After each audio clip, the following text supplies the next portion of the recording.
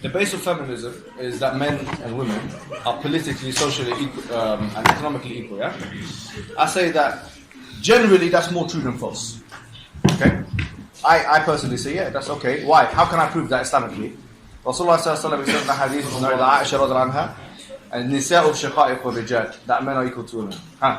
Hey, who's going to reject the hadith of Rasulullah sallallahu alaihi wasallam? And this hadith is actually sahih and it's also generic.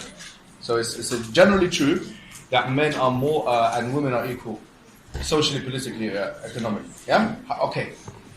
Everyone believes in exceptions. Feminists believe in exceptions, and Muslims believe in exceptions. Yeah.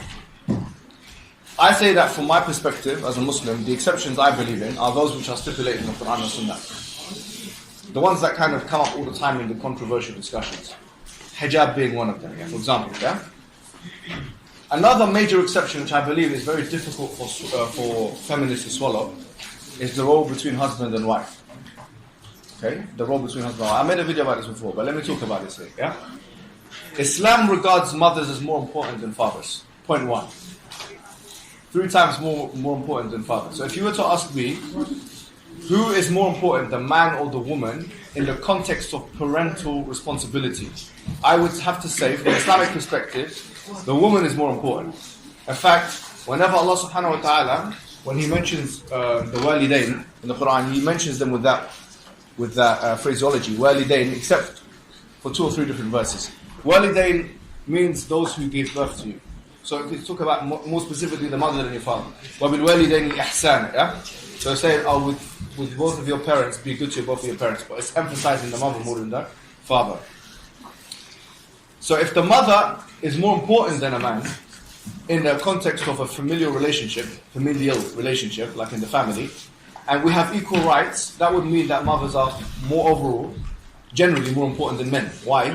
Because if you think about, if husband and wife are 50-50, and mother and father, then the woman is 75 and the man's 25, then if you add up the aggregate, then you'd have more for the woman than you would have for the man. In which case, we would say that wouldn't be equality, would it? Right?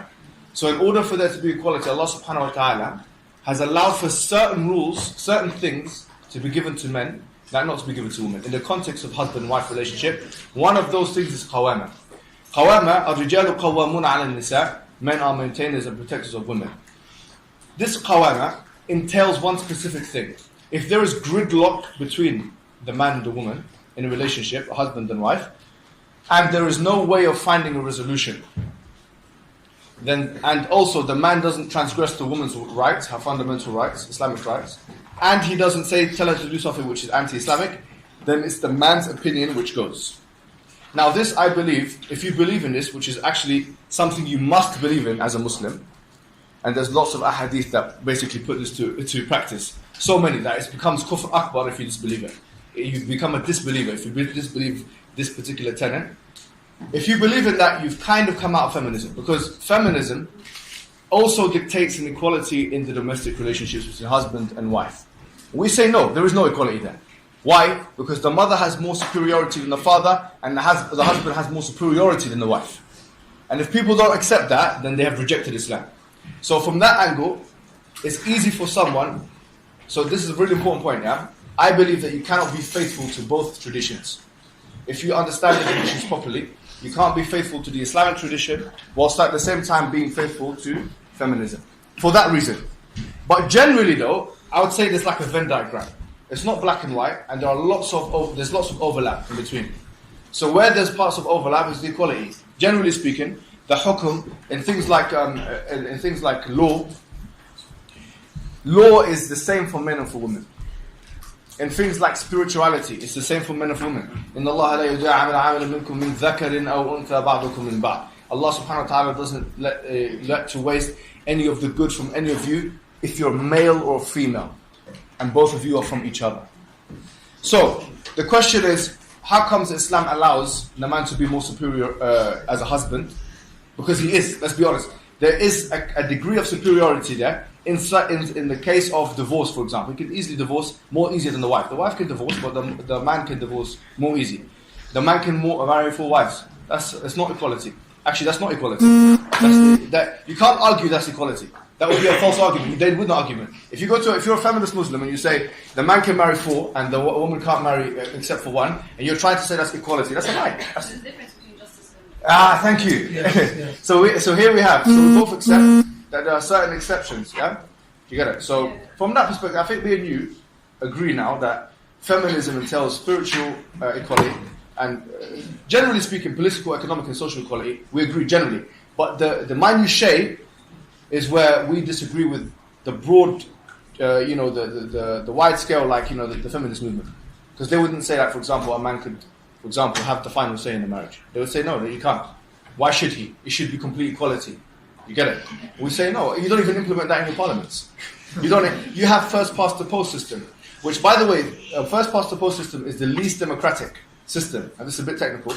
But they could have had AV. They could have had proportional representation. Do you know why they've chosen for first past the post? Knowing that it's less democratic, because they want a decision maker. Even if democracy is sacrificed, they don't mind having a decision maker there. They don't mind it. Why? Because they know that when you have a situation of gridlock and you don't have any decision being made, that creates confusion. That creates no movement forward. And as Muslims, we say to them, okay, if you allow that in your parliaments, why don't you allow if you allow that on a macro level, why not allow that on a micro level? Yeah? If it works on a macro level, and it works on that level, then why not micro? It should be the same logic, but then you'd have the question of who should have who should be the one, because it's a perfect democracy, man and woman, who should be the one to break the gridlock? We say the man. Why? Because the woman has already a higher influential power with the kids. And this is a big thing I did in my uni, about what is a greater power. The power to, as Robert Dahl says, to get A to do something that B wouldn't otherwise want to do. Or, as Backwards and Barrett's and Michael Foucault and others say, no, actually, it's the power to influence. The power is everywhere. And if it's the power to influence, okay, women have power in so much as that they're mothers. They have more power than men. So how could we counteract that power? We have to counteract it by putting something in the law. Because if you don't, you're going to have transgressions of power. You're going to have women getting kids to turn against their fathers because they have more control over them, and the father can't do anything to counteract that. You don't even have that in the American Constitution. You have checks and balances in the American Constitution, such that the executive branch checks the executive branch, checks the legislature, and they all check each other. Now, if you eradicate that, and you say, no, the woman and man should have the same decision-making capability in all cases, then what you're doing is you're eradicating the checks and balances that should exist in order for a functional system to take place. So from that angle, we say we have the solution. This is their problem, and they don't have the solution. Look at just go home today and look at the divorce rates from 1960 to 2017 today. You'll realize that the divorce is going up and up and up. Why? Because disagreements happen within marriages. It's one of the main reasons sociologists talk about, and they don't have any solution. How do you resolve? I want this, I want that. How are you going to resolve it? We say, let the man finish it off. Just as we would say, let's say, for example, the kids, they have a decision to make. Who should I be better to? Who should I give more time and energy to? Mother or father? Let them have an affinity to the mother. That way, there's a pure equality which manifests itself in a different way. You see what I mean? Okay.